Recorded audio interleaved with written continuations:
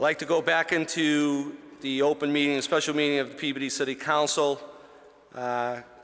This report just coming out of executive meeting. And I'd like to have the moment of silence and the pledge.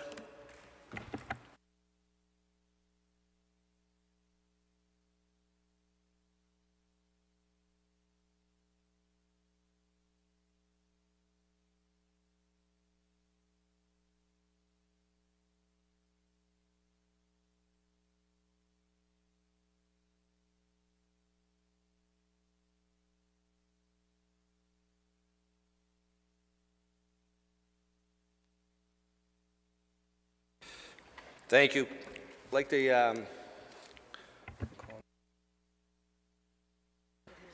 ask for the Honorable Mayor to please come up to the podium.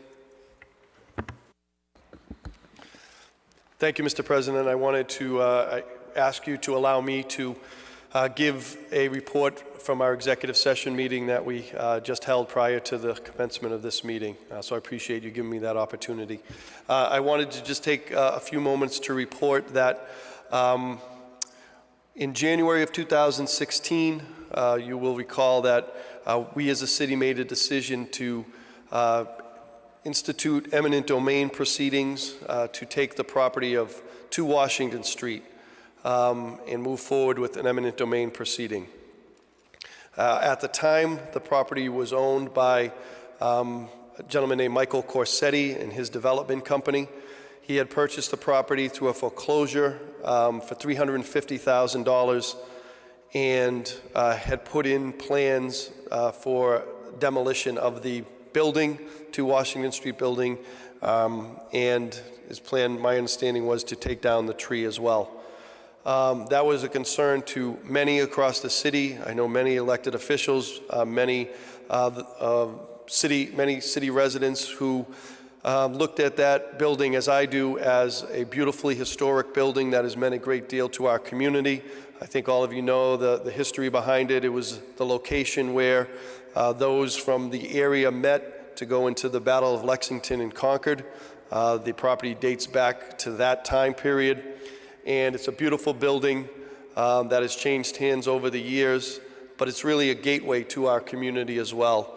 I've always felt that they don't quite make buildings like that anymore, and there was a great deal of public outcry, I believe, to protect and preserve that building and keep it as is. So we made the decision to move forward with eminent domain proceedings. We hired an appraiser who came in and gave us a number of $425,000 for the purchase of that building. We got control of the property through the court proceeding, and very shortly thereafter we were sued by Michael Corsetti, claiming that it was an improper valuation and that the property should have been at a much higher value. So for the last 2+ years we've been going through court proceedings, the discovery phase, which includes exchange of documents, exchange of emails, depositions both on our side. A number of city officials were deposed as well as on their side. There were a number of courtroom hearings on a number of topics, and it's kind of brought us to this point now where both today and at an earlier meeting on November 8th in executive session, I asked the City Council to move forward with settlement of those claims, both the valuation claim as well as some civil rights complaints that were made against the City of Peabody, that we enter into a global settlement of all matters for 2 Washington Street. The property is ours to move forward with how we wished.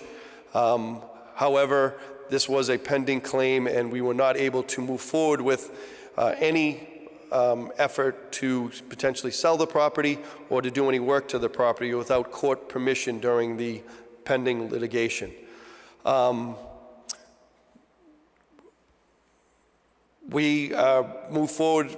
The request was to settle for $825,000. There would be some insurance proceeds from our insurance carrier, but I had asked the Community Development Authority to provide the funding for that settlement with Mr. Corsetti want to move forward with the sale of the building once the lawsuit has been reported as settled to the court, and then utilize the money from the sale of the property to offset those additional costs of settlement. I do believe this was the appropriate action to take if we wanted to protect and preserve that building. I do believe if we did not take this action as a community, that building and tree would be removed, and we would have a development there that we may or may not have agreed with. But I do know that if we did not take this action, which I believe was the right action, that property would be gone. So I know that there were a couple of motions made, and I'm going to turn it over to our Assistant City Clerk in a moment. But I do believe that this action was appropriate, again, with the pure intent to protect and preserve a historic property, a property that represents, I think, an important piece of property for our downtown development plan, as well as it is a gateway property that people see visually at all times upon entering the city from Salem or going into Salem. So again, my recommendation from our attorneys was to move forward with the settlement, put this case behind us, go ahead with an RFP, a request for proposals, to sell the property and to sell it to a developer who we have a shared vision with to utilize that property as part of our downtown development, as part of our downtown revitalization plan, and something that would be of a use that would be a great addition to our downtown. And that would be the next step in the process. But there were a couple of motions, and I wanted to see Ms. Clogie if you'd make the report of the motions. Move to approve the mayor's request to settle the lawsuit regarding 2 Washington Street for $300,000. The motion failed 9-2. Say a second motion. And you can... That was the amendment. That was the amendment. Yep. Move to approve the mayor's request to settle the lawsuit regarding 2 Washington Street for $825,000, and that was approved 10-1. I'd like to make a motion on as the clerk just read, please. You heard the motion. Council, is it clear with the motion? Roll call on the motion. Councilors O'Neill, Yes. McGinn, Yes. Gould, Yes. Sasslaw, Yes. Mitsoulas, Yes. Manning Martin, No. Rosignol, Yes. Turco, Yes. Melville, Yes. Charest. Yes. Motion carries 9-2, 9-1. Thank you, and thank you, Council. And just one piece of information I did want to provide. There was a second appraisal that was done during the course of litigation by a new appraiser that we brought in, and that appraisal came back at $690,000. So there was a significant discrepancy between the two appraisals. We are looking into our rights as to that discrepancy and why that discrepancy occurred, if there were some errors made, and we're looking into our rights. But that number, that change in number, certainly affected our position in the lawsuit and gave rise to what I think is the appropriate action that we've taken tonight. Thank you, Mr. President. Thank you, Council. To the mayor, I think the road might have twisted and turned as we went on this venture, but I think the outcome is exactly what the city residents were looking for, to preserve this beautiful home or building and a beautiful tree that, you know, when it's over 200 years old, you just don't see them throughout the city. So again, unfortunately, it took some different turns, but I think we hopefully have accomplished what the city residents have said to me that they were looking for, is to preserve that piece of property. So thank you.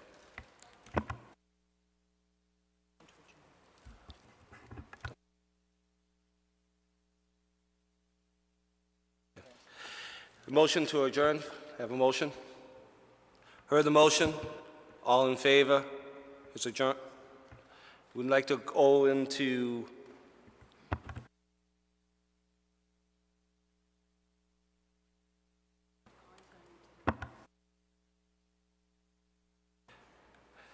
we just wanted to adjourn the meeting of the whole and then go into the next meeting of referring to the water.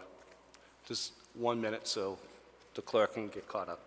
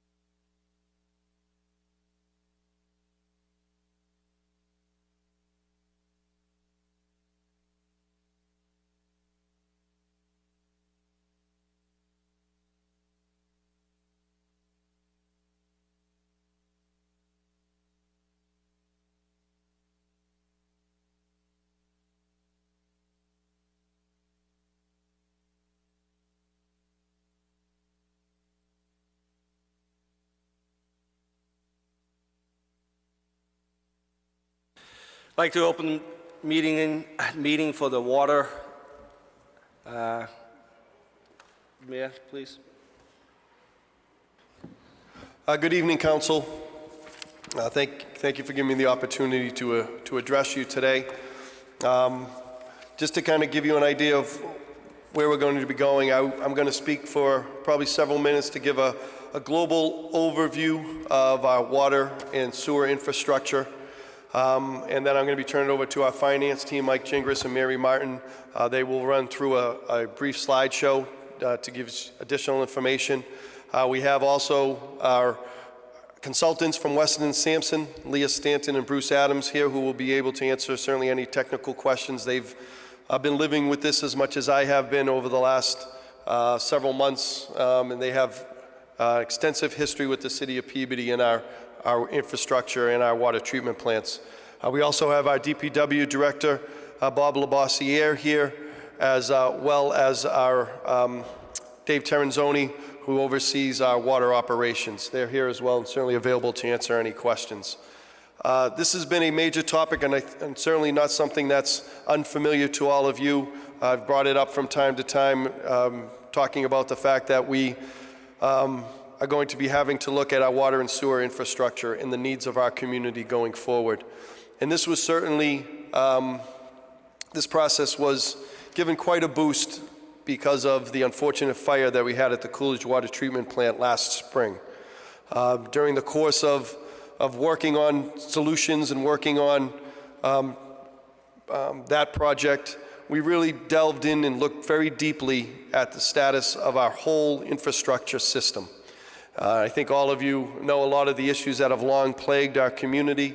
Water pressure, pockets across our city, neighborhoods across our city that have suffered from low water pressure, concerns about water odor, water quality.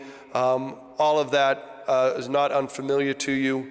And we really delved in and really came up with what I think is a very strong proposal that I'm going to present tonight that is going to, I think, set up our water and sewer infrastructure for several decades to come.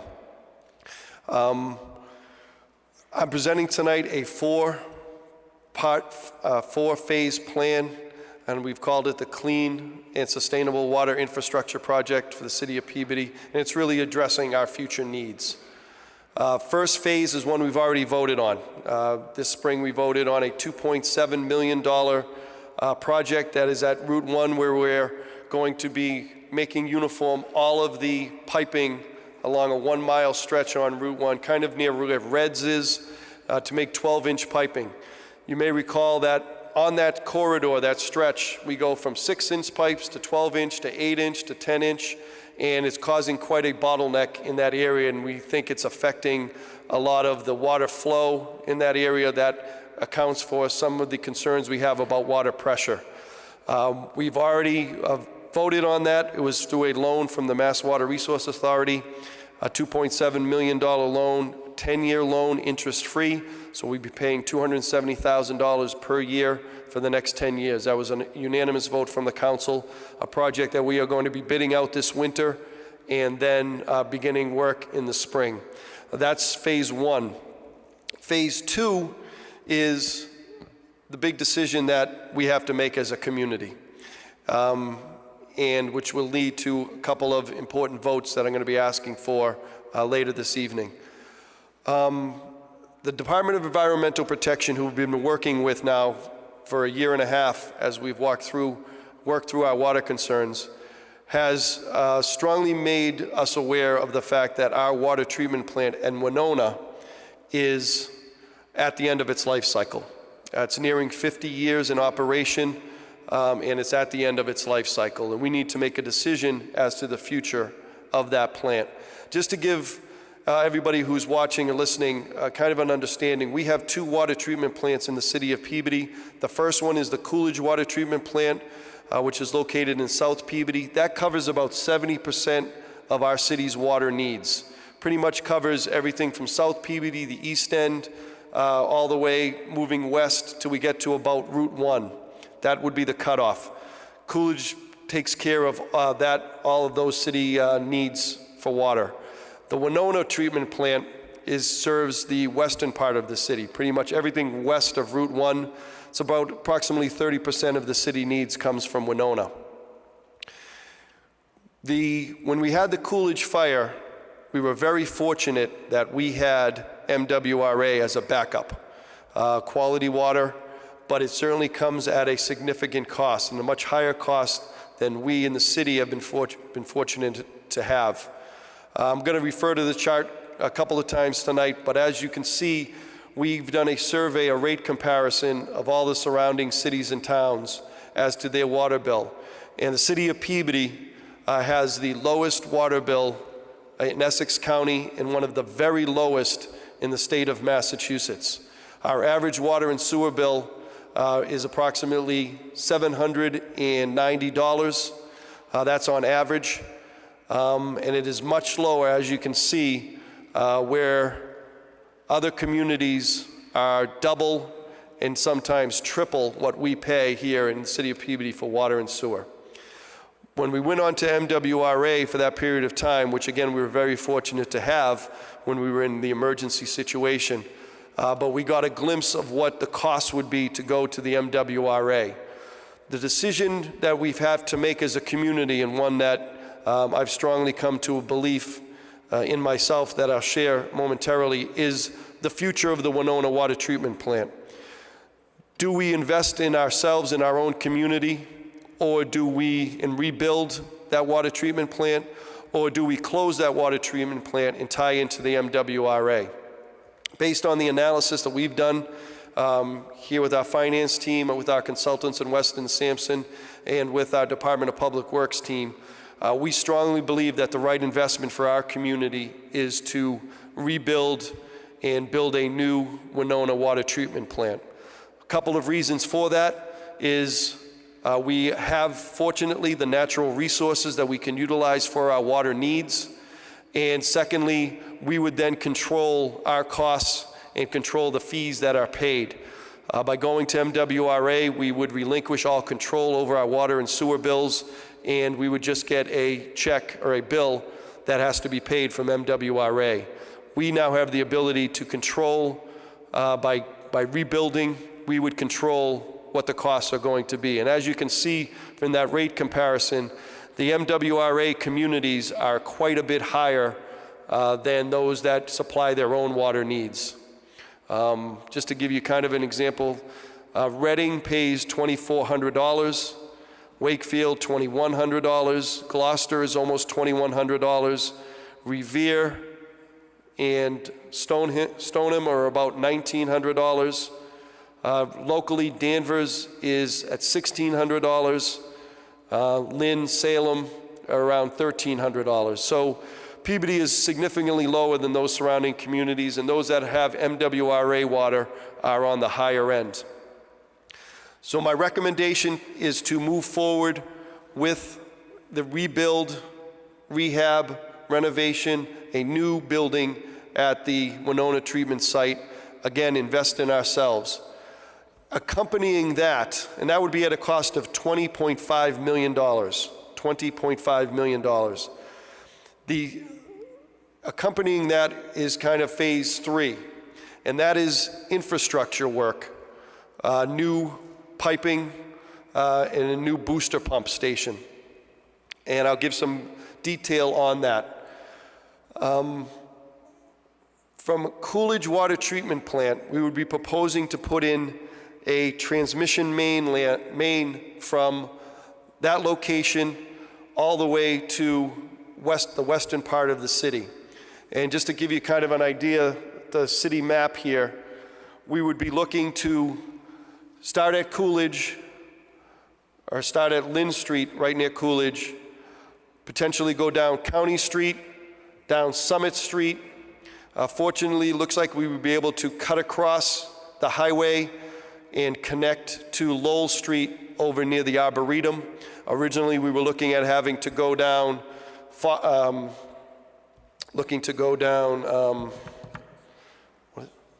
Forest Street and connect over to Lowell Street at the intersection of Forest and Lowell. We just repaved Forest Street.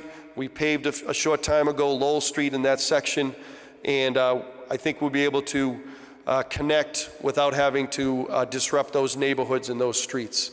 Then we would connect on Lowell Street right near the Arboretum entrance and go all the way down Lowell Street to Route 1. We would be putting a booster pump station at the Peabody High School, and that would help the transmission line. Really what it does is it effectively allows us to push water across the city to different distribution lines to help with water pressure. Brooksby Farm neighborhood, other neighborhoods have been plagued by low water pressure now for a number of years, and the problem has always been that we haven't been able to move water to fill up the water tanks that provide water to those neighborhoods. By putting in this 16-inch transmission line that will run parallel to our existing distribution system, will allow us to move water rapidly across the city to meet our needs and to allow those water tanks to be at full capacity to allow for higher water pressure. And I think it's a great investment for our community. The booster pump at Peabody High School area would be able to go both ways, where it could be pushed east back towards our downtown to Brooksby Farm area, Rolling Hills area, but it also would be a booster pump that would effectively push water to the western part of the city as well. That investment is $10 million to do that work. We're looking at a total of about a 2 to 3 year project to do both phase 2 and phase 3. But I think it's the appropriate investment for the long-term future, the quality of life of our residents, our water quality, our water pressure across our city. I've asked for an additional $3 million for repaving, for money for paving and for touch-ups to the hardscape that might be damaged during the course of this project. For a total of $36.2 million, a 4-phase project for the clean and sustainable water infrastructure plan for the city of Peabody moving forward. The question now comes to how are we going to pay for it? What I'm proposing tonight is an approximately 15% increase to our water and sewer rates. To the average homeowner, we're looking at approximately slightly less than $10 a month. $118 is what we're looking at for the annual increase. And it would bump up our annual water and sewer bill from $790 to approximately $907. Still looking at the rate comparison, we are hundreds and even in some cases thousands of dollars less than those other communities. But really it comes down to a simple decision for us, I believe. Do we invest in our own community, have the increase of approximately $118, or do we relinquish control, close down the Winona Water Treatment Plant, and turn over water operations to the MWRA?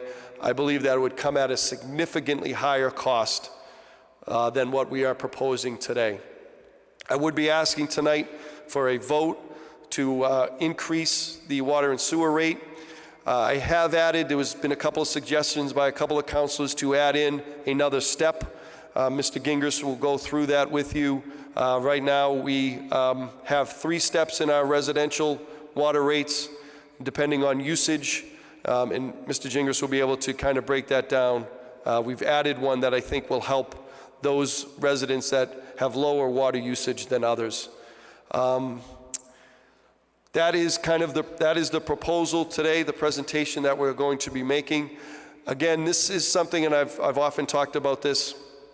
As mayor, I believe that we as a community has not always invested in preventative maintenance.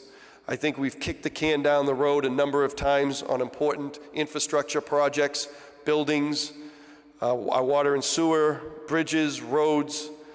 I think this is an opportunity for the city to do what's right for the future of our city, for the quality of life of our residents, and make this important investment in our community. I've often say that $36.2 million, there's many ways that I would love to spend that. A new school, a new public safety building. However, those are much shinier, much more interesting. But really, the providing of water to our residents, providing quality water, offering that high water pressure, is among the very most important basic services we provide to our residents. I think it's the appropriate investment to rebuild the Winona Water Treatment Plant, and at the end of this, we will have 2 state-of-the-art water treatment plants at Coolidge and at Winona, and we will have significantly improved our infrastructure and our ability to move water and distribute it throughout our system. I believe it's the appropriate investment for our community and again for our residents. It's not something I take lightly. Every time we make an increase to our residents in the form of taxes, or in this case water and sewer, it's not something that any of us takes lightly. But I believe to move our city forward and set us up for our future and to make the important quality of life investments that we need to make for our residents, I think this is among the most important votes we make. And rather than kick it down the road and maybe let some other mayor or let some other city council deal with these potential issues, I believe it's right for us now to move forward with this request. I'm going to turn it over now to Mr. Gingras and to Mrs. Martin to make their presentation on the slideshow. I'm certainly going to be here to answer any questions, as well as the Weston Sampson team and our DPW team as well. Thank you for your time as I opened with those remarks.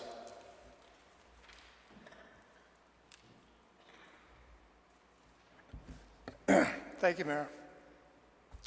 I'm trying to quickly go through the average consumption, the average revenue, and what full cost would look like when we move to a water and sewer enterprise fund, which we're looking to do for the next FY 2020 budget.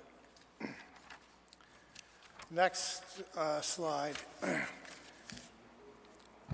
Okay, good, all right.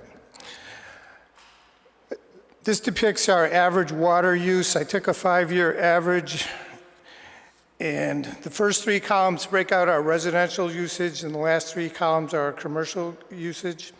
Overall, they're stable. There's been a slight decline, and the average is a little over 2 million units of water annually. Again, the next slide is the sewer usage. It's the same 5-year average with a slight decline, with an average of 1.7 million units per year.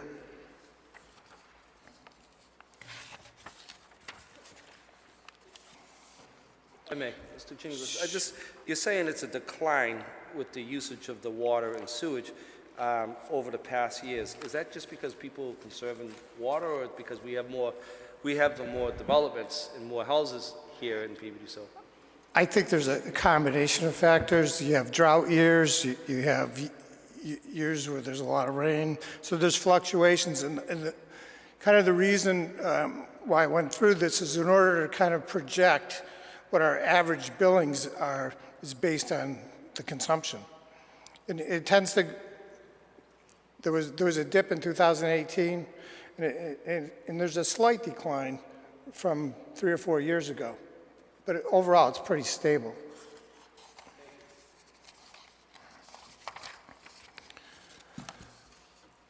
This slide shows the water and sewer residential usage. The bottom line on this slide shows the average residential usage generating $3.8 million in billing and $4.2 million in sewer billing, for a total of $8.1 million from residents.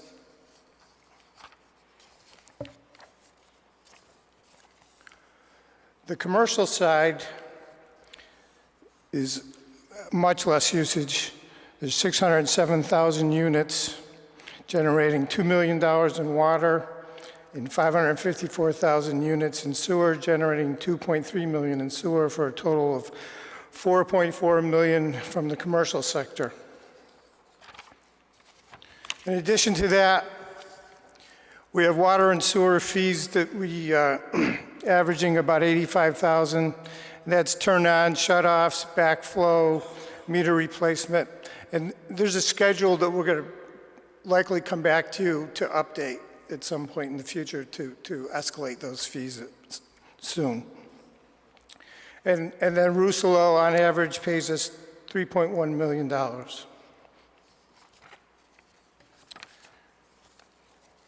On the next slide, I'm combining everything together. I have a total average water billing of $6 million, an average sewer billing of $9.7 million, for a total billing of $15.7 million. But we don't collect all of that. We have abatements that average $149,000 and water discounts that we offer that average $390,000. So we're generating about $15.2 million in billing annually. So given the fact that we're generating $15.2 million, let's look at the costs. What I've done is I tried to, using a model that we have, accumulate all the costs associated with our water department and with our sewer departments. This includes our budgeted costs that are in our budget already, and then we break out all the indirect costs, which are health insurance, benefits, support from other departments like public works, collectors, treasurers, finance. There's a separate line for MWRA costs and existing and projected debt service.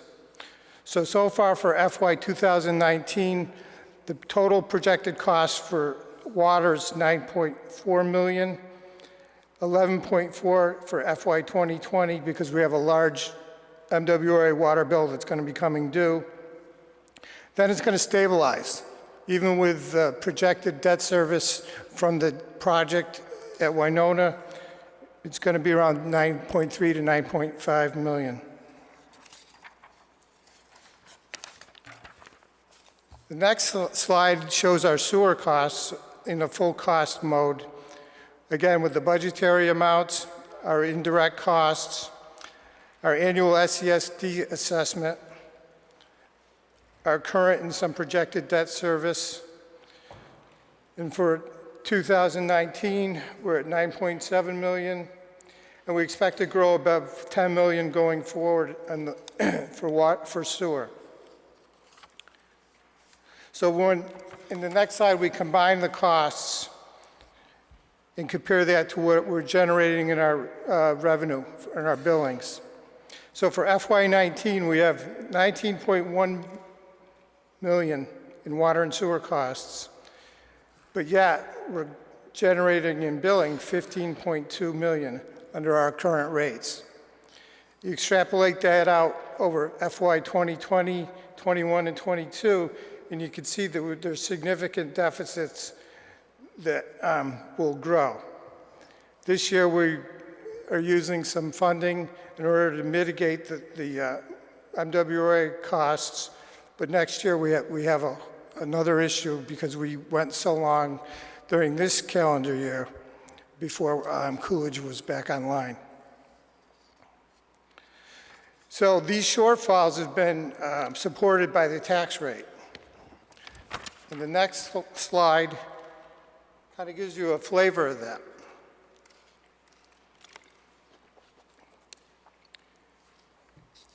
So in 2016, if we didn't have to cover those deficits through the tax rate, the average taxpayer would have paid $3,748 versus $3,862.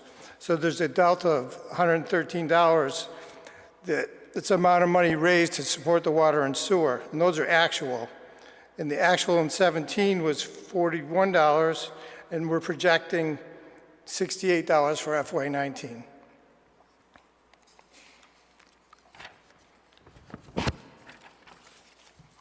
This next slide gives you an idea of what our new proposed rates would do. On the residential side, we would generate $4.7 million versus $3.8 million, or almost another $1 million from water bills, 1.1 from sewer, for a total of $2 million in additional revenue. On the commercial side, we would generate $490,000 in water and $597,000 in sewer for an additional $1 million. So on the residential side, we'll collect or build $2 million more. On the commercial side, about $1 million more. So there'll be about a $3 million increase from $15.2 million to $18.3 million. And that'll get us closer to full funding for our water and sewer projects and the enterprise. So this is the same slide as earlier, only replacing the $15.2 million with the projected $18.3 million in revenue. And you can see in FY20, our deficit is around $1.1 million and hovers around $1 million, $1.5 million.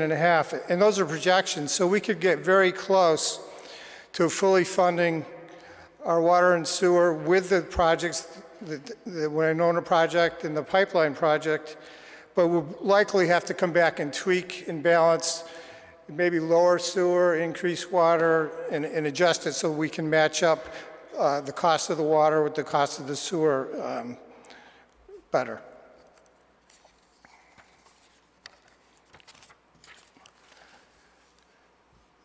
This next slide shows the proposed water rates and how we've added a tier. We've taken the second tier, which used to go from 16 to 30 units, and split that to go from 16 to 25 units, and then from 26 units to 30 units.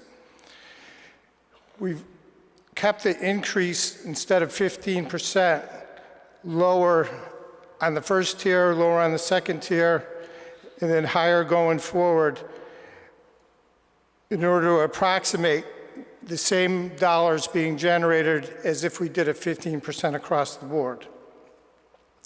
It also promotes conservation and those that use less water on an annual basis. On the commercial side, we continue 3 tiers, but we're lowering the first tier and increasing the third tier.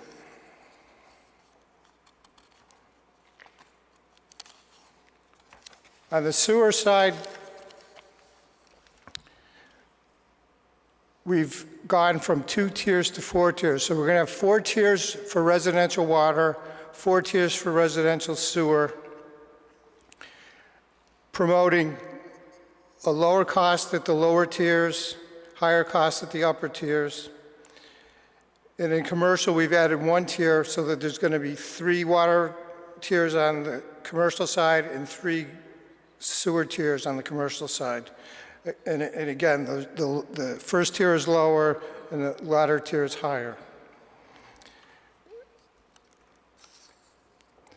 Through using this tiered approach, we're hoping to give the lower users a break and promote some conservation from them, and in the end, still generate what we need in order to fund these projects.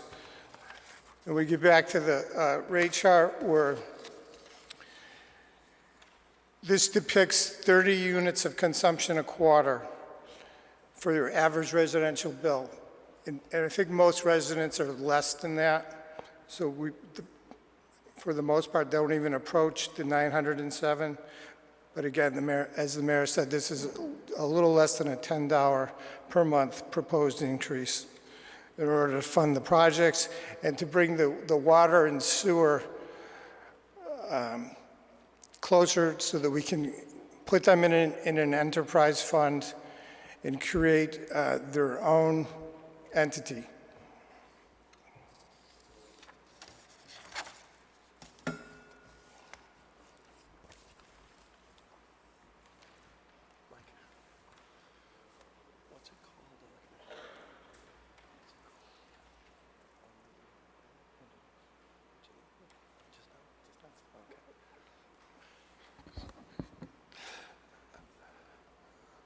Well, again, good evening, Council, and I just wanted to kind of pick up where Mr. Gingras left off.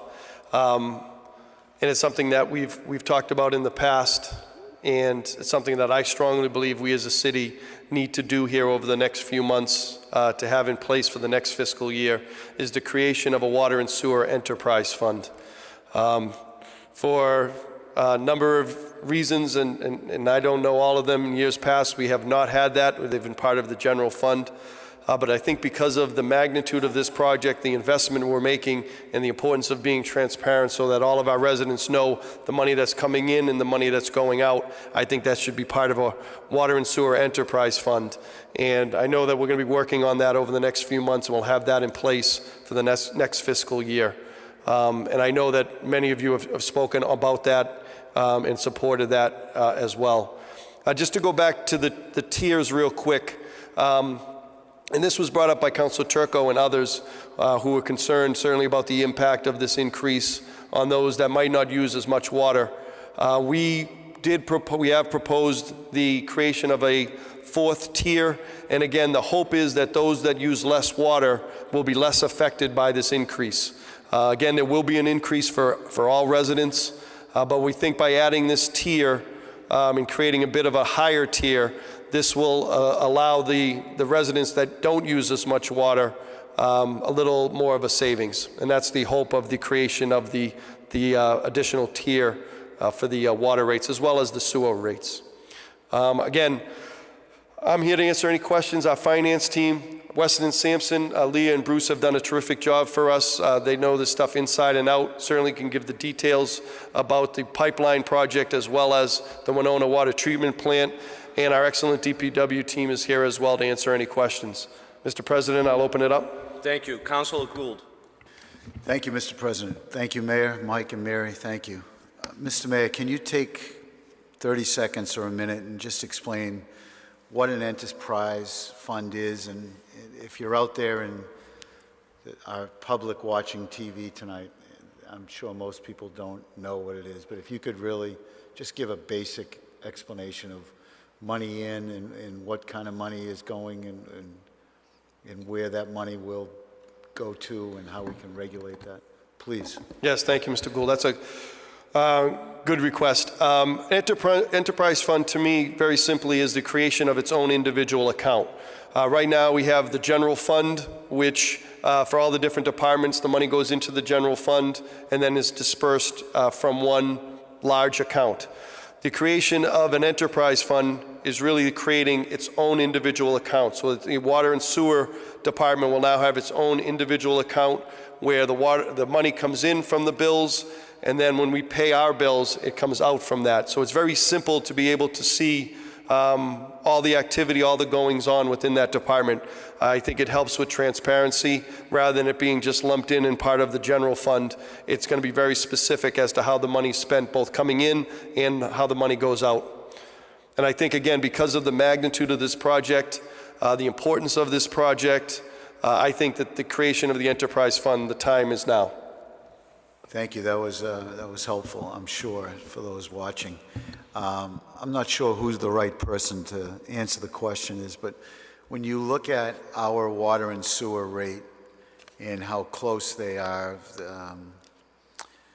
2.81 and for a water rate and 3.77, and you look down at the neighboring communities, why is there such a discrepancy? And again, Mayor, this probably isn't you, it might be the Weston and Sampson. Why is, let's go Salem, 3.31 for a water rate, but their sewer rate is 6.71? Why is the gap so high, yet we seem to have it pretty well.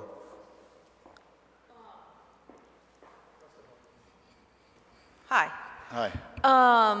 A lot of those communities are doing. I'm sorry, can you just please state your names before we have it on the record? I'm Leah Stanton, and I work at Weston and Sampson, which is a consulting firm that works for the city of Peabody. Thank you. So a lot of those communities on the list are doing major capital improvements. Gloucester has had, I'm sure you've heard in the news, they've spent a lot of money on their water system and their sewer system in the last 2 years.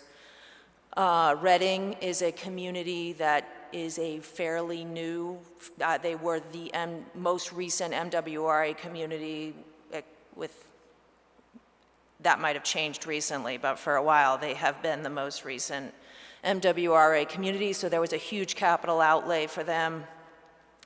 And I think, in my opinion, Peabody's lower than average rate, I mean, you're clearly beating the index, right? Is partly explained by the deferred maintenance that the mayor was talking about on the system. Thank you. And the sewer rate is a formula that is generated from the water rate? For those that don't understand what sewer and water, how that gets... It's its own rate, and for the communities that have enterprise funds, they're trying to match their water and sewer costs with the particular rate. And that's what our intent will be going forward, to generate enough money based on the sewer rate and based on the water rate to cover the costs of those aspects of the department.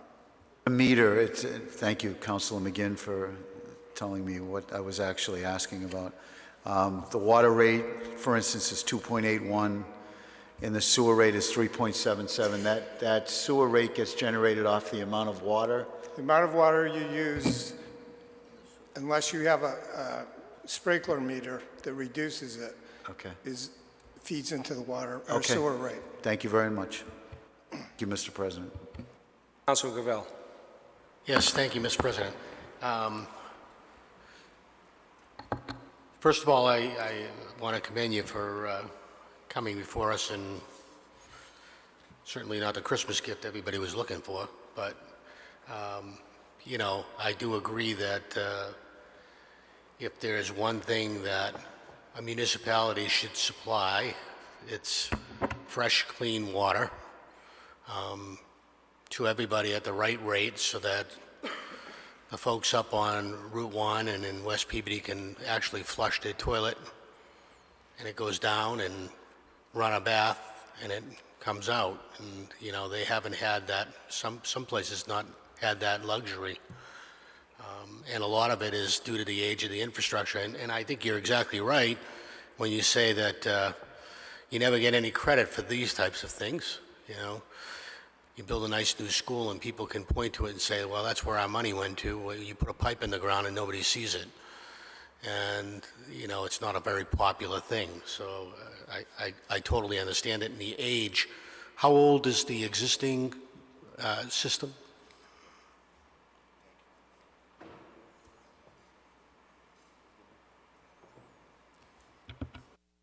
Please state your name so we have it on the record. I'm Bruce Adams, project manager at Weston and Sampson Engineers here in Peabody. The oldest components of the system date back to the late 1800s. There's still some pipelines in the city that are over 120 years old, and it varies anywhere from there all the way up to some parts are brand new. So it's a real mix, and the intent here is to try to get that age up a little, or a lot newer, with newer infrastructure, so that the old stuff can be eliminated. How about the water plant itself? When was that built? The Coolidge plant was built and put online in 1996, although it resides in a building that goes back to the 1800s, a very nice architectural building.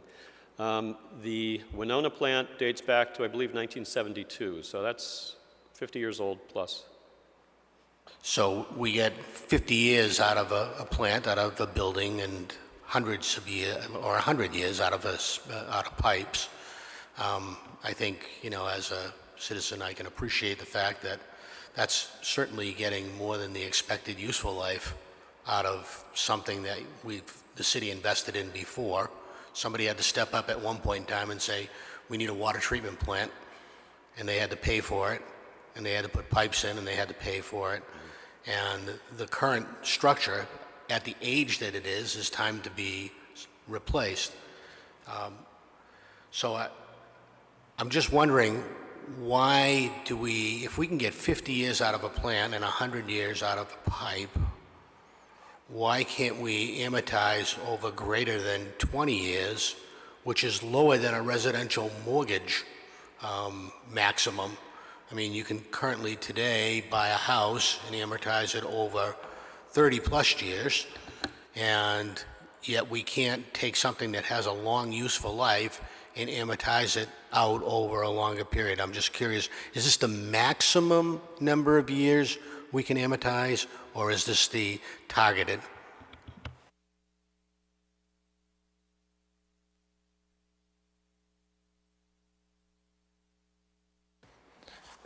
On the pipeline, according to the statutes, we're allowed to go 40 years.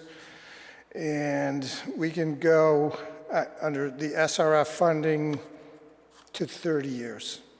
So we're hoping to get qualified for the SRF funding. We should hear during the beginning part of the year, and that's anticipated around 2.4% interest versus traditional bonding. So we're looking, are we currently looking, are your calculations based on a 30-year rate at 2.5%, or are they based on a 20-year rate at 4.5%? I put the worst case scenario in there, so that's general obligation bonds at 30 years and some at 20, yeah. It's a combination. Because in looking at the cost chart in particular, is the debt service that you're showing in the cost chart the existing debt service that we have for the current plant, or is that a proposed new debt service? Let me take a quick look. If you look under FY 2020 column,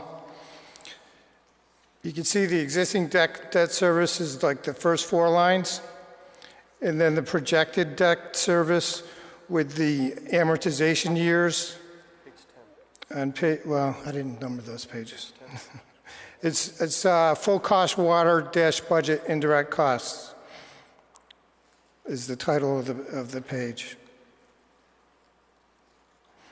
It's about it's the 10th. That's the one I'm asking about, because I see here that the debt service that's listed, future anticipated debt payments, 20-year sewer lining, $300,000 at 4.5%, 20-year storm drain. Am I looking at the right chart? You're on the sewer chart, the chart before it.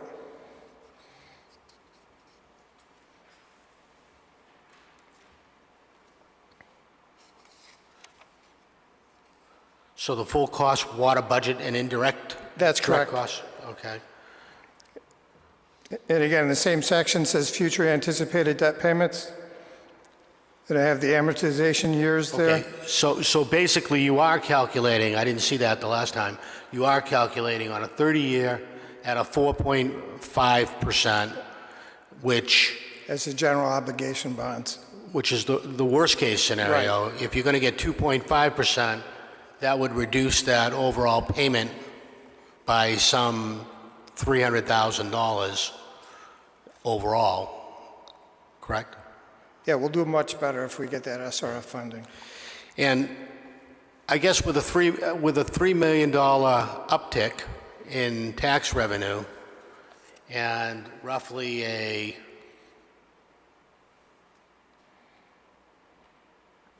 $2 million increase in just the water side of the bond payment, if I believe if these numbers hold true, and then another, sorry, I have to switch between pages here, another $200,000 we still only narrow the gap, correct? We're still going to be running this whole thing at a deficit. Not as bad a deficit as we have in the current year, but a deficit that'll have to be picked up by the property taxes after the fact, correct? Thank you, Councilor. And before I answer that question, I did want to say, just so everybody knows what the SRF stands for, it's the State Revolving Fund. It's a grant application or an application that we put forward to get funding from the state through its Clean Water Trust. As was mentioned by Councilor Gravel and Mike Gingras, that comes at a significantly lower interest rate. We put forward the application, and we're going to be finding out sometime in the beginning of the year, maybe a little earlier, if we qualify for that. And that would be at a significantly lower cost. Mr. Gingras, as typically does, kind of puts out a worst-case scenario or try to kind of give everybody where things could go if it didn't go well. But we are very hopeful that we can get that grant. We believe that we do fit the category very well to get that state revolving fund and to get that lower interest rate. But to answer your question, Councilor, this is a significant jump, but depending on how things go, there certainly could be an additional money that we seek. So as it's been now for a number of years, our taxes have supplemented the water and sewer bills. We think that that's going to significantly close the gap, but there's still going to be a piece there that is going to be from the real estate taxes until we see how things shake out, until we get the bids in, and we can really put a fixed cost to what the work will be. Yeah, no, and I just want to dispel any thought that we're still not running at a shortfall, because we've been running at a shortfall. We've picked up, what we've done really is just tax people in a different way. Instead of taking it directly out of their right pocket, we've been taking it out of their left pocket too. Property tax has been subsidizing water shortfall in revenue, sewer shortfall in revenue, and we're going to add roughly $1.5 million additional in cost to the system, because we're going to amortize a bond and pay interest and raise $3 million. But when the net is done, we're still going to be subsidizing. So it's not like we're doing this to not subsidize. We're still going to be lower in rate and subsidizing the overall difference between what we take in and what we put out. And that's still going to have to be made up with property taxes. I just want to make sure that people are clear on that. It's not like, well, they're doing this to get rid of all the negatives. It's not. We're still going to have that negative, which means that we're still doing a service to the city by trying to keep it affordable, but in the same vein, not trying to eliminate that deficit in its entirety. Because based on just a quick calculation I did, what it would take is close to 30% increase in rate to break even, and that's tough. So just a point of interest. You've answered my other questions as it pertained to the expected life. So really, we're going to pay over 30 years for something we expect to live 50 and 100 years. And just to Councilor Gould's question, what impact does South Essex Sewer District have on our sewer rate in terms of what we can charge for sewer? Are we covering ourselves in terms of our assessment based on the sewer rate?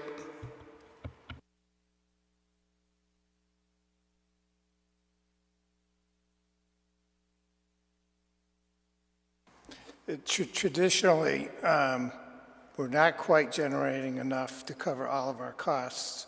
With this increase, we would be able to cover all the costs of the sewer.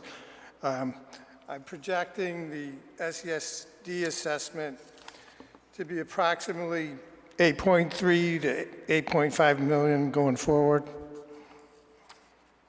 Because, again, I don't think that's a well-known fact out there that, you know, we don't just make up numbers in terms of what we should charge for the use of the sewer. I mean, we have to pay for that use, and we have no control over that. Whatever they decide to charge, we have to pay. We can't say, we don't want your sewage anymore. So shut us off, we basically have to pay whatever they assess. And it's another area like MWRA that we don't get a whole lot of choice with. I mean, if we go the MWRA route, or if we ever decided to go that route, we're subject to the same type of rate structure and increases that they want to put out anytime that they need to, because they've got a constituency too, and they have to cover their costs. So I think, you know, we're making the best of a bad situation here by trying to do the right thing. And I think the choice of looking at, you know, maintaining our own system gives us the most control at the least cost, at a time when interest rates are at the lowest, for the next 50-year investment on the plant and the next 100-year investment on the pipes. Thank you. Councilor Turco. Okay. Can I respond real quickly to Councilor Gravel? Thank you. I think you explained things very well, hit a number of key points. I've always felt that it's more appropriate to shift over, instead of real estate taxes, to shift the burden over onto water and sewer, because water and sewer, it's about usage, whereas real estate tax, it is what the number is. Here, at least the residents have some control over water and sewer. They make a decision about how much water usage they make, and then they pay based on their usage. So I always felt that that was a little bit more of a fairer system moving forwards. And that's what we're trying to get to. We're not going to get there with just this alone, as you stated, but this is a big step, and then we have to see how, what the cost ultimately will be, and make some decisions as a group at a later time. Thank you, Councilor, for letting me jump in before. Councilor Turco, I know you probably have the same questions that Councilor Gravel did, but... Yes, I was going to ask all about the funding. Mr. President, through you to Mr. Adams, if you don't mind.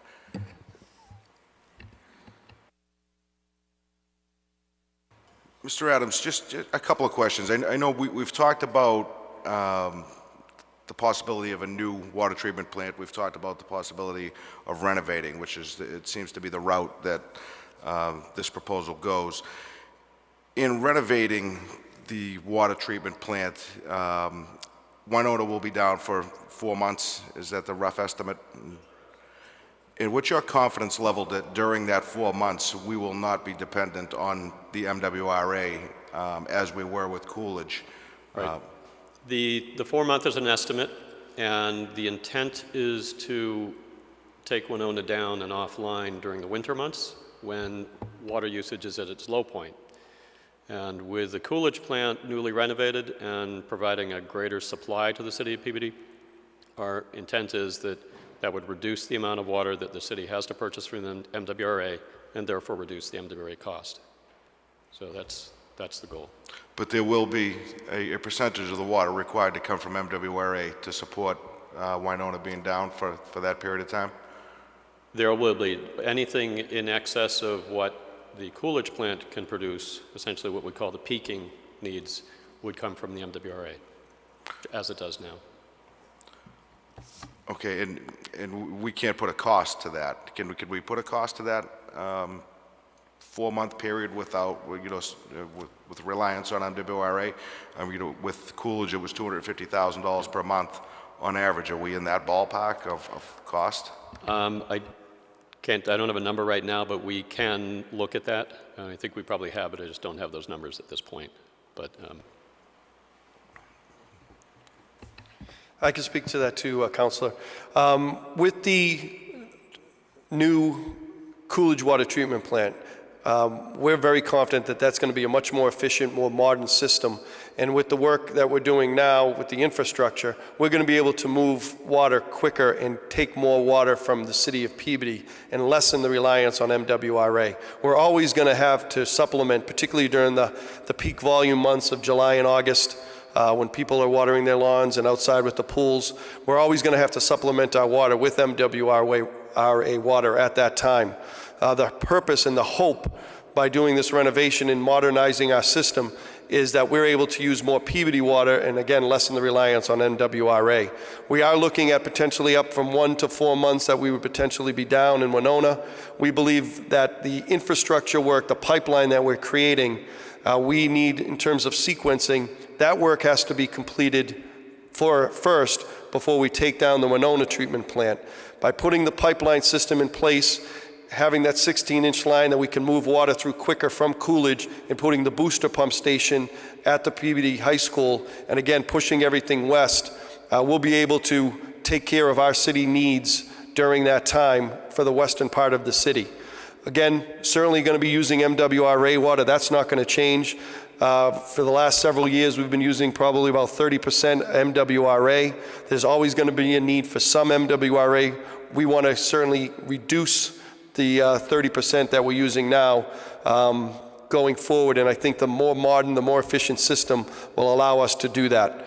But the sequencing here will be extremely important to get the pipeline, that infrastructure in place, the booster pump, so that we can push that water west, so that when we're down for those couple of months, potentially up to 4 months, we're going to be able to rely on our water and less on the MWRA water. So the sequencing here is going to be important, and that's why we're focusing on those winter months where the water usage is much lower than at other times of the year. Thank you, Mr. Mayor, but I guess the point of my question is, if we're going to renovate, and I think, I don't mean to speak for Councilor Rosendahl, but I think he has the same question that I have, is if we're going to renovate to save $6.5 to $7 million, yet we haven't added in the potential cost of Winona being down, and we can eliminate that cost, isn't, it's still additional funding to provide a new facility, but it would be less cost to provide the new facility because we wouldn't be reliant on the MWRA in the meantime for the 4-month period. We could build a new facility, do the connection once it was built, and at no time risk being dependent on MWRA. As we saw with Coolidge, that was supposed to be, 6 months, 8 months, a year, and then continue to go on and on. Things happen, and I don't want to run the risk of $250,000 a month, for another 6 months, or longer, and then have to come back for more, which we haven't accounted for in this budget. Those are some great points. Let me try to answer some of those. One, I wanted to mention, Danvers just made their transition, and they had their water treatment plant down for approximately a month. We're hoping it's that type of time frame rather than the 4 months, but it's going to be between that 1 and 4 months. The proposal to build a brand new Winona water treatment plant was also presented to us by Weston Sampson. That was for $27 million.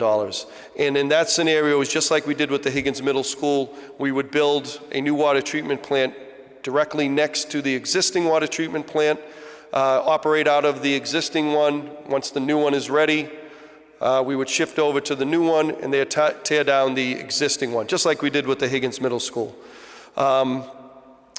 My feeling is we are making a big investment with the 20.5.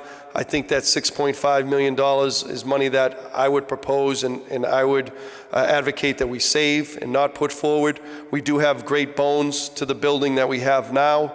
It would be a complete gut job where we put in new systems, new utilities, and I believe that because of the solid structure that we have, I believe that we can have that $6.5 million savings.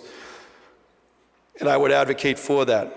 Your concerns are legitimate, particularly after seeing the Coolidge treatment plant. It did go on longer than we had anticipated.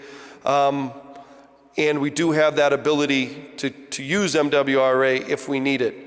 If we play it out, potentially with the $250,000, I do believe it's going to be a lot less because our system is going to be much better. I still think there's a significant savings by going with the rehabbed renovation of our existing building rather than the new one. The other concern I have with if we were to build new is space concerns. There's a lot of wetlands over there. I'm not sure if we'd be able to put a full facility over there without going through some wetland replication and other things that can be costly and timely. I did want to ask Ms. Stanton maybe to talk a little bit about her feelings on the new versus the rehabbed, and she can certainly probably much better articulate it than I can. Stan, did you want to talk about that?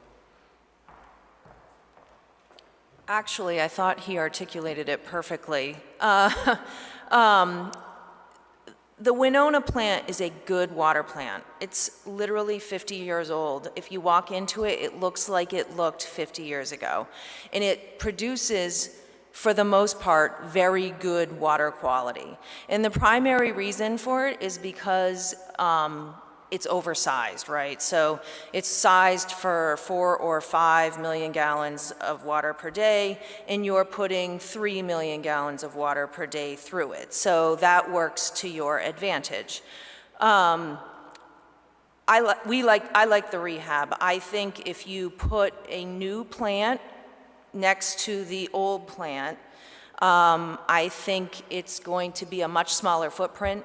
I think we're gonna, in order to fit it in the $27 million budget, it's going to be pretty efficient. And I think that an upgrade to the Winona plant, I should say the Winona plant's 15,000 square feet. A new plant would be probably 10,000 square feet.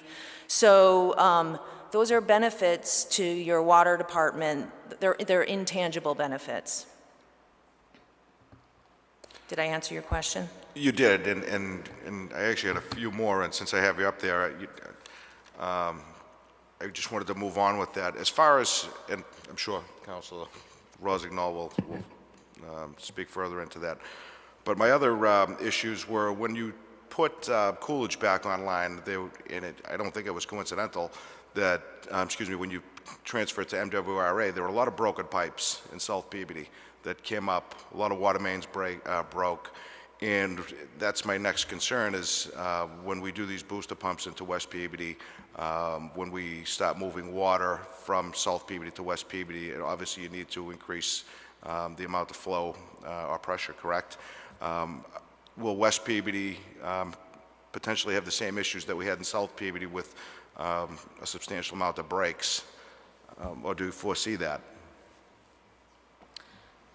So when Coolidge went down and we were taking all of the city's water from literally South Peabody, right? We had all of the, we had a little bit coming from Winona, but we had a lot coming from the MWRA. We were really pushing water through and across the system. And pressures build at, if the straw gets smaller, and you're trying to put more water through it, the pressures are going to increase, which we definitely saw and we knew was going to happen.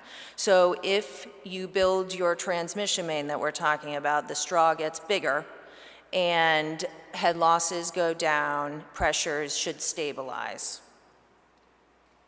How'd I do? Yeah. If I can add to that, your point is well taken, and to build on what Leah said, in West Peabody, the plan is to expand the West Peabody high pressure or high service system. So pressures will go up, on average about 10 pounds. And for some of the older pipes, that will be an issue. There will be some water main breaks that occur. Been working with Bob to plan for that and to look in areas where pipes may be weaker and may break, and also a transition plan to build the pressure up more slowly. But you are right, when the pressure goes up, any weak pipes may break. But usually once that you kind of get through that transition over about a 1-month period, it usually stabilizes. Right, thank you. And I think it did in South Peabody after 4 to 6 weeks. But while I have you, in regards to the project, Bruce, we've recently had an issue with rodents in Peabody as a whole. And my concern when we start doing all this digging is that we exasperate that issue. And recently, Councilman McGinn and I met with the health director, I think it was Tuesday, and there was talk about this specific project and whether there was an IPM as part of the project included. We don't think there was. And I mean, a rough estimate that was just bounced around was 20 grand to add a pesticide program, and again, that was just a rough estimate thrown around through the health department. I don't have hard numbers on that, but if we could add an IPM to this plan so that while the roads are dug open and that we don't exacerbate the problem in the neighborhoods with rats and mice, I think that would I think you're the guy to talk to on that. Maybe the mayor. I can add to that. We do a lot of utility work for a lot of urban Boston communities, and rodent control is a big issue. And we've worked rodent control into the plans, specifications, and essentially pre-baiting and things like that in order to try to eliminate the problem before the construction begins, because any construction that causes vibration does tend to cause rodent movement. Could you send that plan to the health department, to Sharon Cameron, or make sure she gets a copy of that? 'Cause she'll be back before this council very shortly with the plan for the entire city. Yeah, we'll make sure that's included. If I can add, on your previous question on the actual water main cost, I did some rough calculations. We anticipate about a $50,000 to $100,000 per month cost to purchase MWA water during the Winona shutdown. And we'll be working to even minimize that even lower through the design process. That's good. Thank you very much. Councilman Manning-Martin, please. Thank you, Mr. Chairman, and thank you all for your presentation. It's been very thorough and a very good plan. And Mayor, I have to commend you.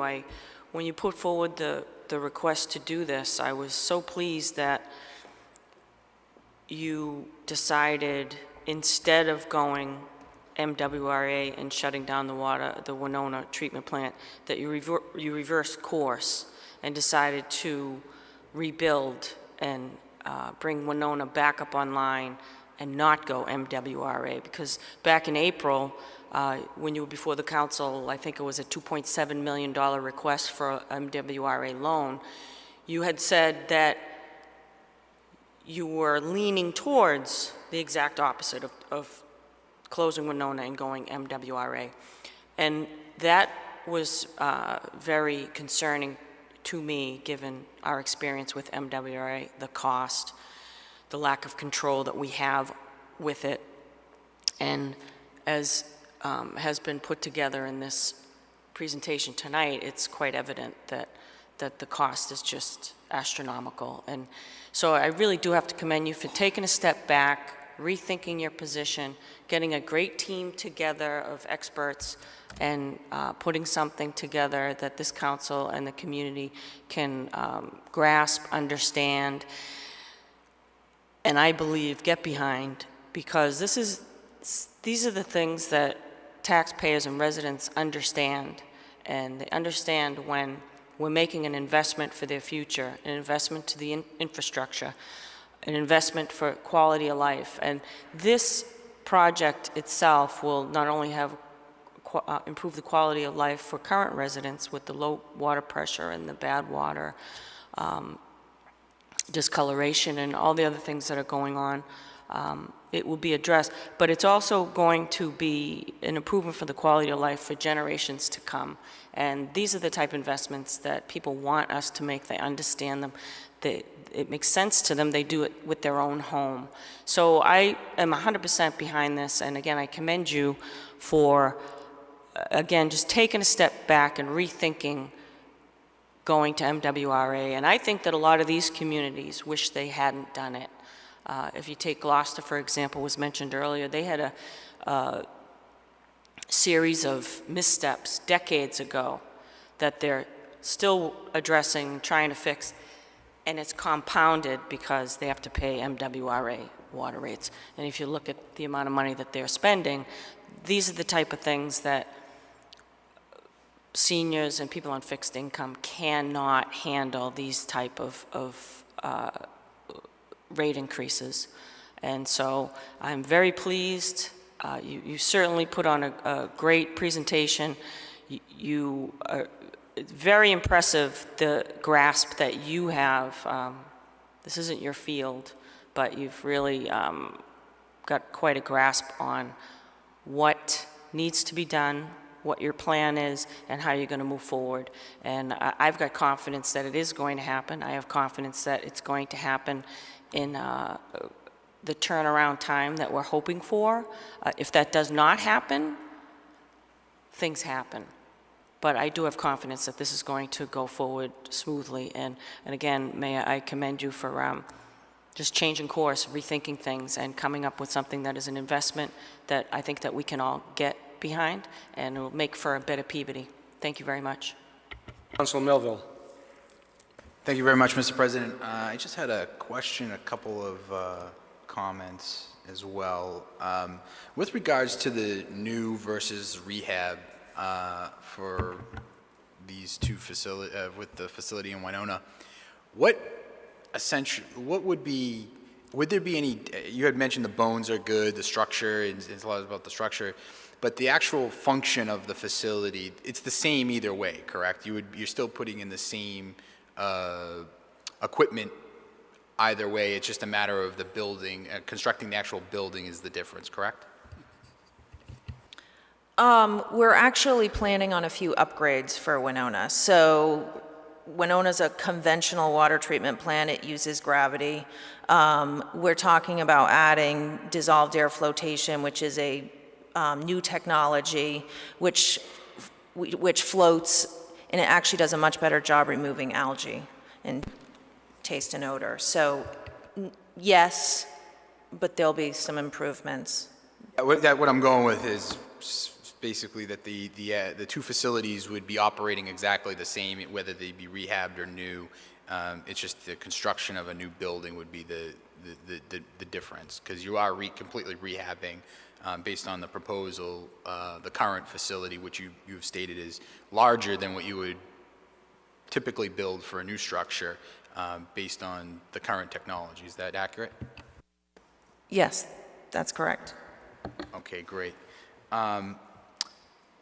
With regards to just in general, my comments on this are, for the mayor and the administration, we just went through a rehab with Coolidge. I think there was some, it was when I first got on the council, it was still going in motion, and there was some, questions on where it was at and a couple of dates that we were going to get to, and for various reasons, and a lot of it outside of our hands, we didn't hit those dates. One request I would have, because of the scope of the project, and I think it's fantastic the way it's been organized, because we're utilizing our resources that we currently have to mitigate any costs that we would incur with regards to using MWRA water down the line. I think that the plan, and I'm not an engineer, and I trust what the engineers are bringing to us as this being a solid plan. But one request I would have is that the council get either, once this project starts and the funding comes in, that we get maybe a quarterly update. It can just be in the form of a letter to the council stating the current status, where we're at within these phases, and what the goal, the timeframes they're looking at. The reason I say that is I'm sure I'm speaking for my fellow councilors as well. There was a lot of questions from folks regarding the status of the Coolidge water treatment plant while the updates were taking place. And I think it's, if the issues that occurred, which do happen, it's easier for us just to explain, this is what things do happen. This is a very large project. We're taking all the steps and precautionary steps to ensure that it runs as smoothly as possible. But I think having those updates for the council so that we can also disseminate that information should we be asked anything about it, I think would be really helpful. Thank you, Councilor Melville. And I think we certainly learned a lot of lessons during the process of Coolidge. This is a project that we're embarking on that is really going to touch every single resident, and those calls are going to go to me, and they're going to go to all of you. So I think that's a fine suggestion. I think the communication has to be very much open, and I think your idea of quarterly reports, I think, can work. Thank you. I appreciate that. I think it would really be helpful as this moves forward, especially with the rate increase. I think it's only fair that we be able to report back to the residents as this moves forward, especially should there be any bumps in the road. I mean, you're planning for it, and based on what the engineers have brought forth, I think that makes a lot of sense. With regards to the funding through the SRF and the Clean Water, I think I would also request that we kind of get our entire legislative team that's where to get up in Beacon Hill, that clearly Councilor Gravel eloquently presented, Mr. Gingras also, that the differences between the bonds between what we can get through what is a state fund, a revolving fund set up for what we're dealing with here in the city of Peabody. This is not an isolated issue, Tri-Town. You can go right down the list of communities that are going through this and have had just as big or bigger projects. So I would request that we all hands on deck. I think that this would make a huge difference in the costs over the 30 years if we can get those bonds and that funding from that source. But I think, in general, this is as far as I can, and I've asked around, one of the largest infrastructure projects that the city's taken on that's not a school project in some time. And, I think as I'm 33 years old, and I have a feeling that if I'm still on this council going forward, that these infrastructure updates are going to become more common because we have, over time, have seen that much of the city was built all within 50 years. So a lot of the issues that we're going to start seeing going forward are going to require action by both the administration and the council. And I think it's important that the council support the administration when they do take sensible action to upgrade our actual infrastructure. And lastly, just regarding the decision, and I couldn't agree with you more, Mr. Mayor, and I want to echo Councilor Manning Martin's comments on this as well. I can't imagine being a ratepayer driving past our large bodies of water, fresh water that we have in the city of Peabody if we were on MWRA. If we were paying the rates that you're seeing up there if you're a senior citizen and you're looking at a body of water that it has the ability to be available for fresh water for the rest of the city. And as you've also mentioned, Mr. Mayor, that I think of one of the most important things that are facing communities now across the country is their water infrastructure. I mean, just Google it. You can look at Situate, Linfield's has some questions about it. And I mean, Flint, Michigan, they're not worried about constituents in Flint, Michigan. They're worried about the Attorney General because of the lack of oversight, the lack of investment, and frankly, the caring of the community into the elected leaders within the water infrastructure. So from my perspective, I think this plan makes a lot of sense. I would just ask, like I requested, that we get the legislative team that we have up at Beacon Hill, along with those reporting that we get quarterly, so we can report back to residents when they have questions. But this has my full support, and I appreciate the work that has gone into this. It's not a small task, and that's why a lot of communities aren't doing it. And it's a tribute to the investment into our infrastructure. So thank you very much. Councilor Lozano. Thank you, Mr. Chairman. First, I want to echo Councilor Manning Martin's statements. Mr. Mayor, this is a fantastic presentation. It is extremely in-depth and comprehensive, and I appreciate all the time and effort that went into this. Most of my questions have already been asked and answered, but I do have three. One of my fears, anytime I hear the word renovation, I think two things. One, I had a pipe burst in my kitchen. It was going to be a couple of $1,000s to fix it. Next thing you know, I'm redoing my ceiling and I'm redoing my electrical because things were out of code. So what I thought was going to be a couple of thousand turned into well more than I expected. So when I hear the word renovation, that comes to my head, and then the second thing that comes to my head is the high school. We had the best intentions in the world to renovate the high school. ADA compliance came in, and next thing you know, all of our grand illusions that we really had set forth for that building went up in smoke, and we only did a third of what we really needed to do to that building.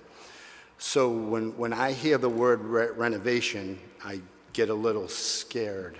I get a little afraid that for a $6 million investment, although it is a sizable amount of money, whether that wouldn't be the best use of our money to do it right, do it once, and be done with it completely the way we wanted to,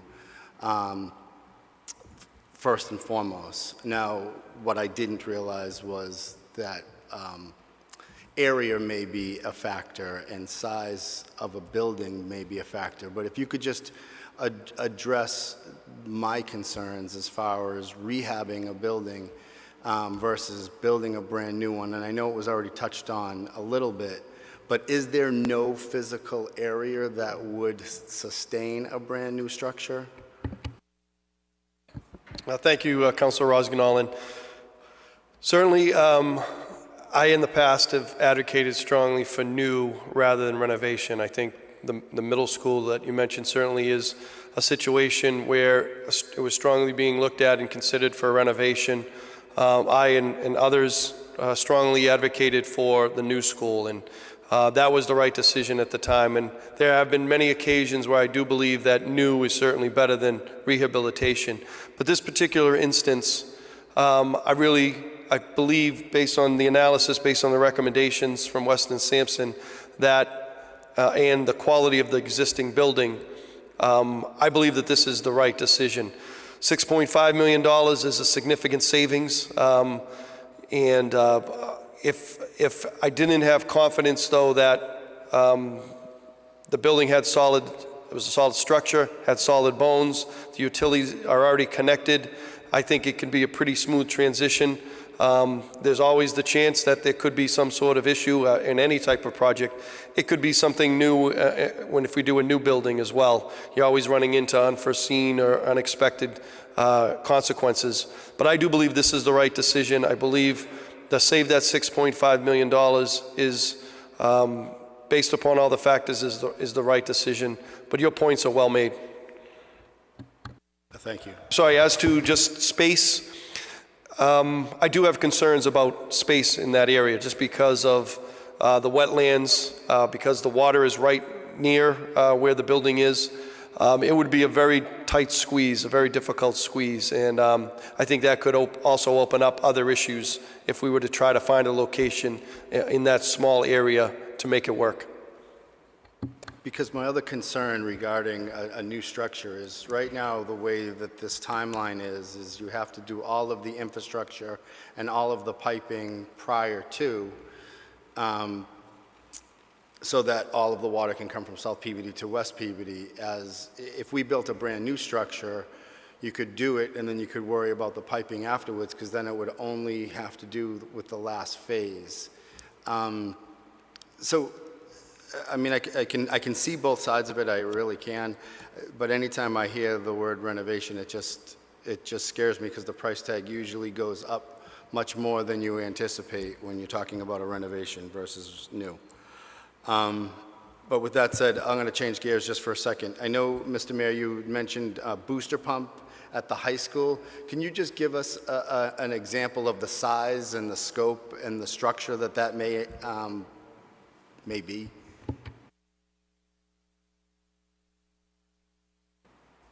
The booster pump station would house several pumps, an emergency generator. They're typically about 600 square feet, single-story building. We try to work it into the area. It would likely be right off of Lowell Street near Ferry Lane, in the entrance there on city property. So that's the current plan, although that has yet to be developed completely. So through the chair to Mr. Mayor, are you talking about the entrance way right up to the high school that would take up along that area? Yeah, our understanding as a city that there's a fairly wide right-of-way, some of which is wooded, so we'd be looking to site it and work with DPW on that.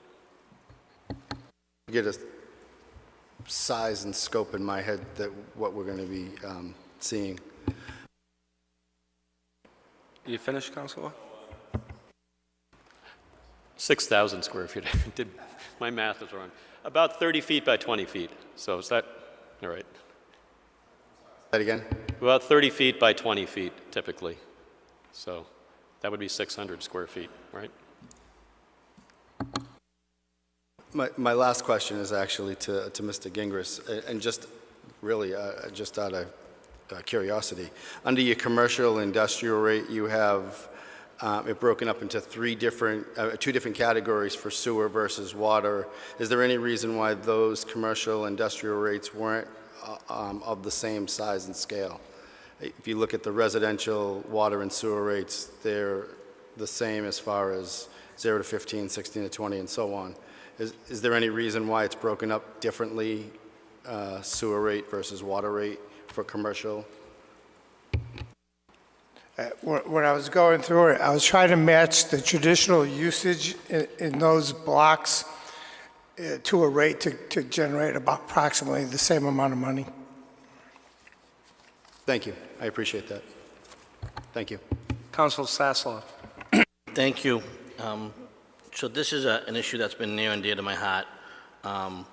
You know, Mr. Mayor, I applaud you for doing this. I know, you know, we have actually sat in people's living rooms up on Sherry Lee Lane side by side talking about this over a couple of years ago. So I appreciate the time that you put into it. Obviously, I support it. You know, being west of Route 1, you know, there have been issues in both. You know, we get a lot of calls from the Huntington Woods area, the Jordan Acres, the Goodale Farm. So I think the pressure and the things that Councilor Gravel brought up earlier are pertinent in that to have that quality of life and to have those situations changing where you cannot use a toilet or you cannot take 2 or 3 showers together at the same time because of water pressure, they're real. So I think when people can see their tax dollars actually making an impact in their homes on a daily basis, just like we know people like to see roads, the water is more of a personal issue, but I know that I have dealt with a lot of those issues. I do share some of the sentiments of the other councilors as far as, Council Rosignol kind of stole my thunder. And the high school is a perfect example. You know, I've been around the city for many years and I saw what happened there. And when you renovate versus replace, it does scare me also. And I know it was very difficult this past year. You know, not to place blame, but the fact is that month after month after month, Coolidge wasn't going up, and we knew, and we'll be paying for that. So it's difficult to sit here, and if we heard tonight 1 to 4 months, and then, you know, let's play worst case scenario if it's 8 months, and it was $250,000 a month, and if it went up to maybe $275,000 over the next 2 or 3 years, a quarter, a month, you know, so now if you have to $2 million in water costs, and it's $6 million, but I'm concerned about that. You've answered that, so I'm not going to ask you any questions about it. I will support you on that, but I think it's very interesting. You know, a lot of times you come to the council, and it's a tough position to bring up raising taxes and things of that nature. And I'm proud of the fact that my fellow councilors, a lot of them tonight, as you've heard, are willing to make the investment, spend the money if they feel it's right. And I respect your opinion, and as I said, $6.5 million is a lot to save, and I know we can find other places to spend it. I'm just hoping that things are done right, and when we do it in the winter, and we talk about doing it in the winter, obviously it'd be better to start that in September, October than to do it in January and February, and we run into problems because we waited to do it in the winter, but then all of a sudden, because of freeze issues or shipping issues or whatever it may be, those things that Murphy's Law comes up. But I'm with you on that, and I'll support it. I did have a couple of questions regarding your outline. I'd like to kind of nail down the time frame a little bit, because that's what we get asked a lot about. And we talked about the 4 phases, and you talked about phase 1, which we already voted on, starting in the spring of 2019. When do we expect that would be finished, foreseeing no major problems? Yeah, Councilor, if it's okay, can I just take, before I answer that question, can I just take one step back? Because I think you and Mr. Rosignol raised some great points, and I did want to clarify one statement.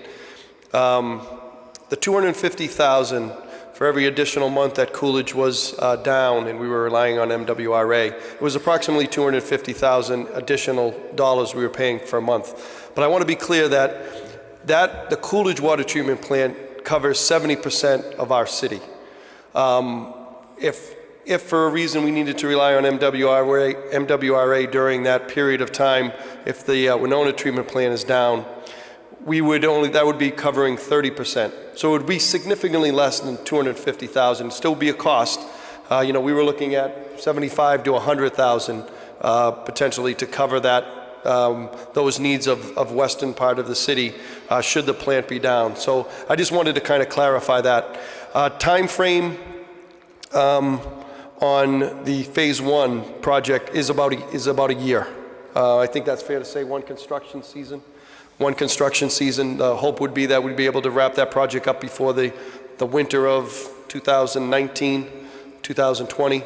But we're looking at about one full construction season. And then we get to phase 2 and phase 3.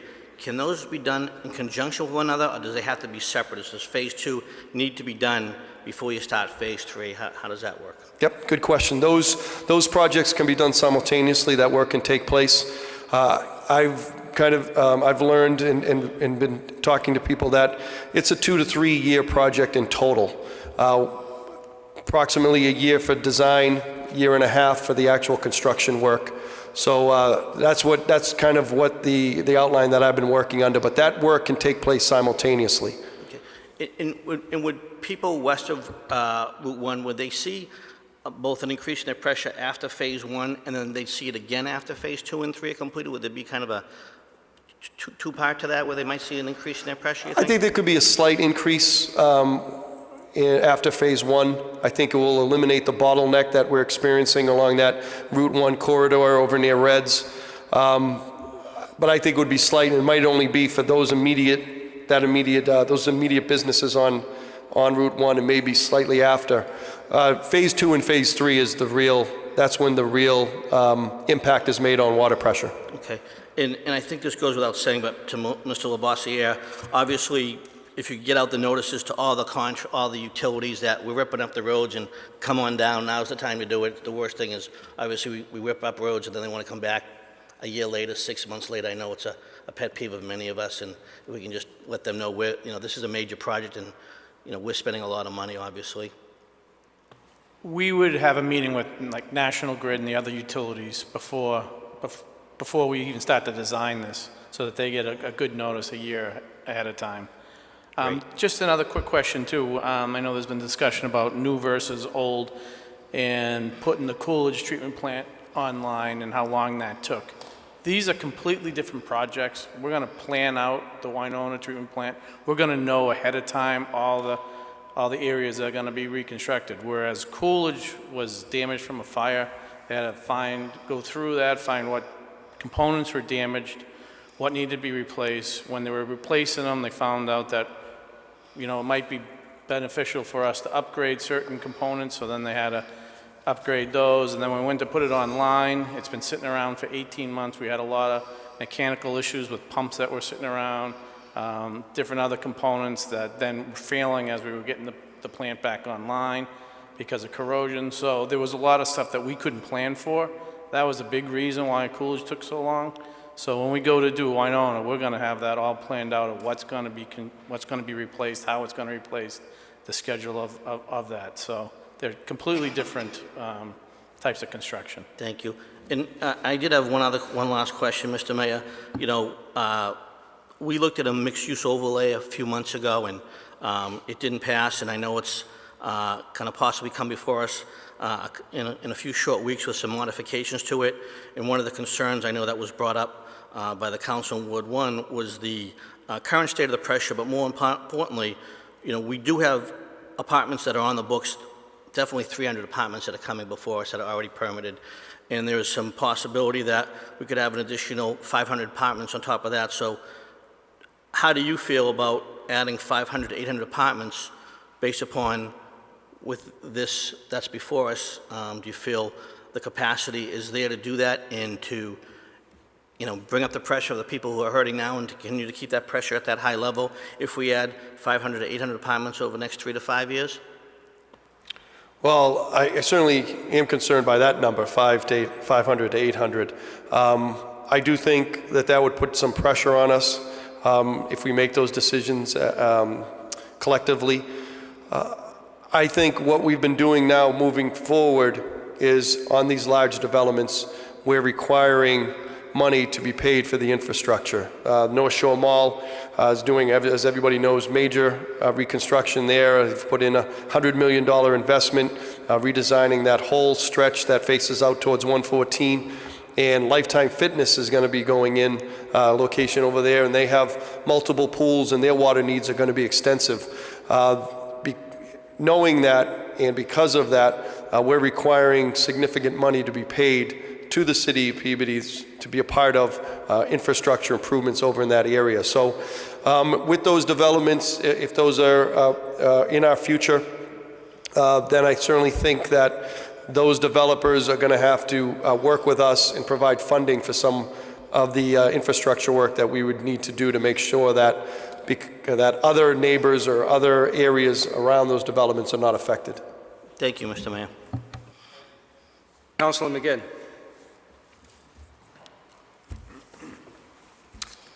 Thank you, Mr. President. Like many have voiced tonight, Mr. Mayor, I am supportive of these infrastructure improvements. I think they're necessary in the long run. But I'm equally pleased with the decision to move in the direction of managing water and sewer through an enterprise approach. You may recall, actually, my first session when we were in the budget, I raised this question with respect to water and sewer. So I'm very, very happy that we're moving this way. The presentation that we have tonight really kind of gives us our first view of what that might actually look like in terms of the revenues and expenses associated with an enterprise.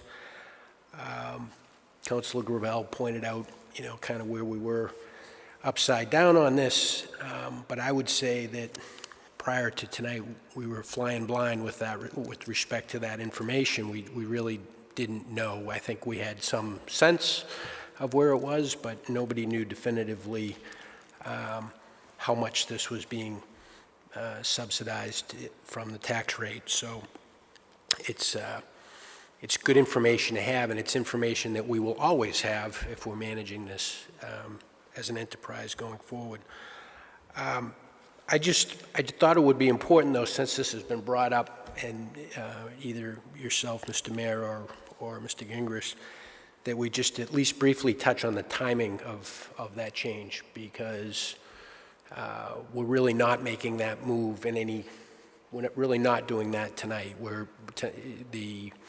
And that is a function of where we are in the fiscal year, that in fact, any change that would advance tonight would be a traditional change to the rates under the normal model, normal practices, but that if we were to move to an enterprise, we would be acting on that in the fiscal 20 budget cycle. We would have to take a step here at the council to approve that and so forth. So if you could spend just 30 seconds on that, just so that there's clarity coming out of this meeting as to how that would play out over the next few months.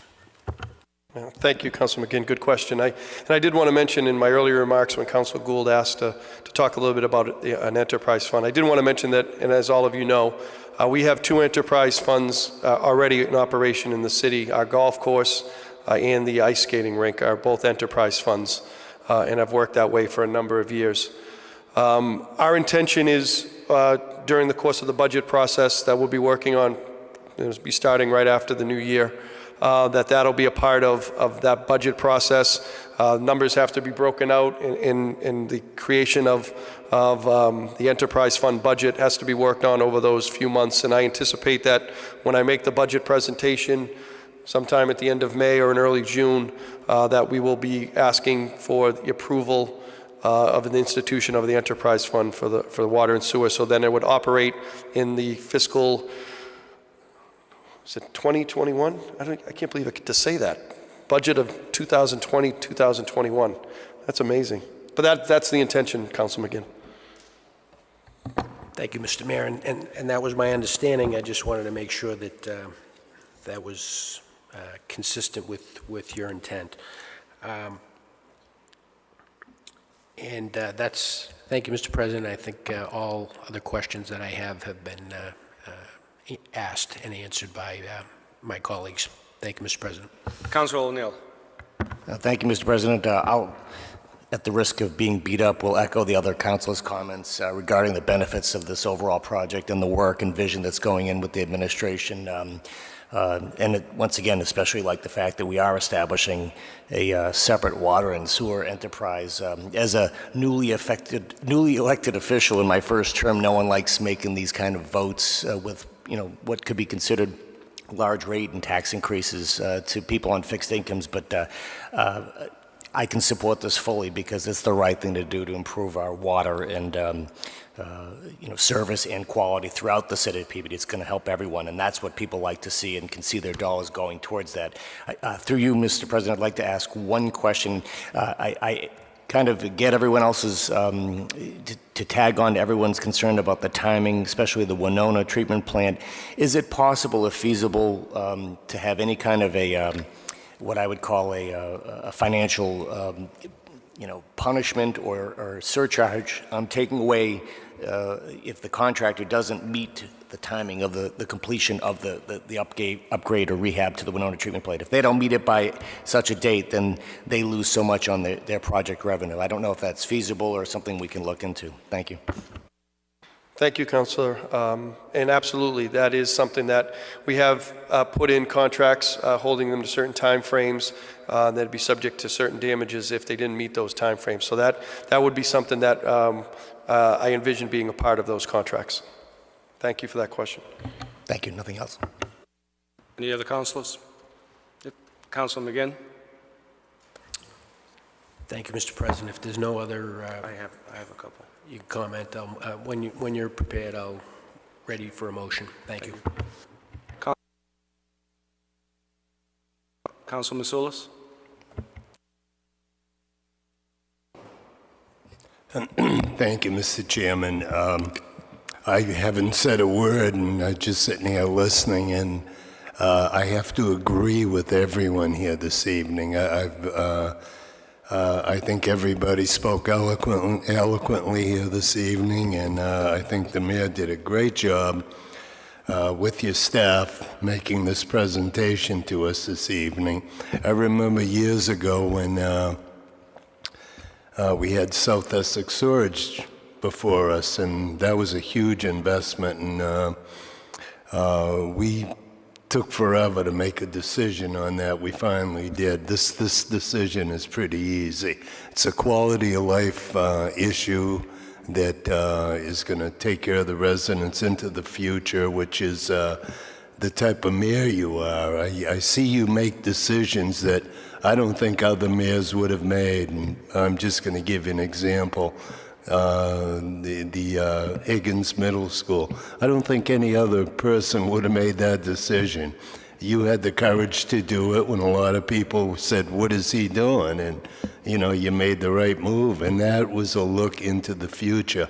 And the proposal you're making here this evening is one that I think is into the future also. And I think it's the right move. When I heard Annie say that she thought you were going in the direction of MRA, I thought you were too, to be honest with you. So she was right on that one. And when I heard David say if there was ever a time to make an investment, the economy's great, the interest rates are low, what are we waiting for? Now's the time to do it, and I totally agree. And I really don't have any questions for you. They've all been answered, and you have a pretty astute city council here. They don't leave me anything because I'm the oldest. Thank you, Mr. Councilman. Mayor.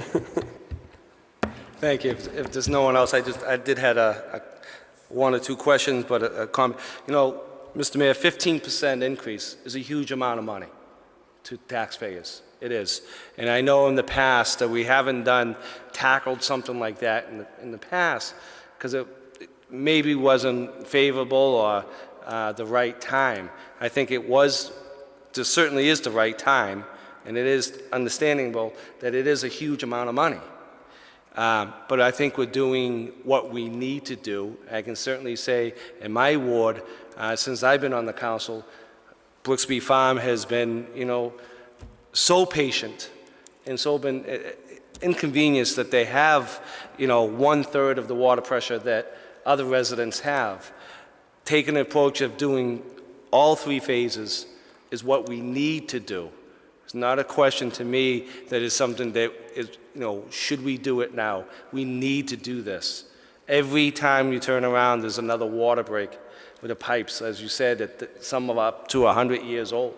And we're going to be addressing that. We need it as a quality of life. One of the phases we talked about, the first phase that would have the lowest percentage, how many people in that household would that qualify for on an average? Do you know? The phase 1 for the residential? Tier 1 is for 0 to 15 units of water. That is typically for people who live alone, apartments, small condos, maybe 2 people. Once you start getting into families, then you go into the next tier. The first tier, though, is I would submit is one resident homes or two resident homes of not much water use. Right. And again, this is a percentage that people can, with themselves, govern themselves, how much water they're using, how much, if they're going to be planting lawn and seed, to use drought-resistant seed, take the right steps, not wasting the water. So even though it is a large percentage and everybody feels it, we need to do it. Just think about how much you pay for a bottle of water now. You're talking $10 a month on the average when you pay $2 when you're going to get a bottle of water. So it isn't cheap. It isn't what my family used to say to me as when I was a kid, probably most of us, it's only water, what the hole's running, it's only water. We certainly learned from other neighborhoods in other cities and towns and states how valuable it is. And to be able, again, to have our own resource. We'd be fools to not to use our own resource. So thank you. Councilor McGinn. Thank you, Mr. President. Would move to approve for advertising the FY 2019 water and sewer rates as submitted by His Honor the Mayor. So moved. You heard the motion. Roll call, please.